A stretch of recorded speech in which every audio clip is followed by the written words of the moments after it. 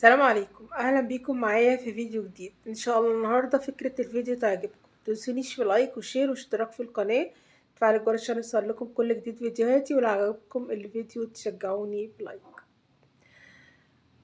انحلي زادك كله هيجي يوم وتتحرم منه. ماما الله يرحمها كانت دايما تقولي لما يكون نفسك في حاجه ومعاكي فلوس هاتيها وكليها، ما تحرميش نفسك من اي حاجة خالص. لما يكون نفسك في اي حاجة ومعاكي حقها اشتريها، ما تحرميش نفسك منها ابدا ابدا.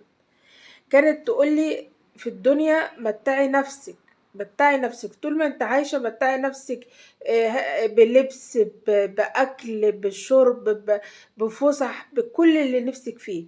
ما تبخليش على نفسك ابدا.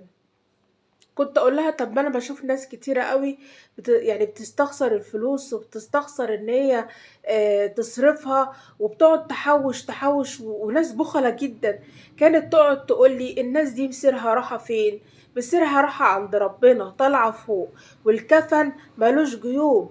هتسيب كل حاجه وهتمشي، هتسيبها لعيالها وعيالها هيتمتعوا بيها وهيصرفوها، وهي هتبقى حرمت نفسها من كل حاجه. كانت تقول لي اوعي تحرمي نفسك من حاجه، طول ما معاكي فلوس ما تحرميش نفسك من حاجه. ولما يبقى مش معاكي فلوس ما تبصيش لحد تاني، ما تبصيش لغيرك. احمدي ربنا على اللي انت فيه وخلاص على كده. ولما ربنا يرزقك بفلوس او يبقى معاكي فلوس وقتها هاتي اللي كان نفسك فيه، لكن ما تمديش ايدك لحد ابدا. وخلي عندك كرامه. اوعي عشان بطنك تمدي ايدك لحد وتقولي لحد اديني انا جعانه واكلني. اوعي عشان تلبسي تقولي لحد اديني انا عايزه البس.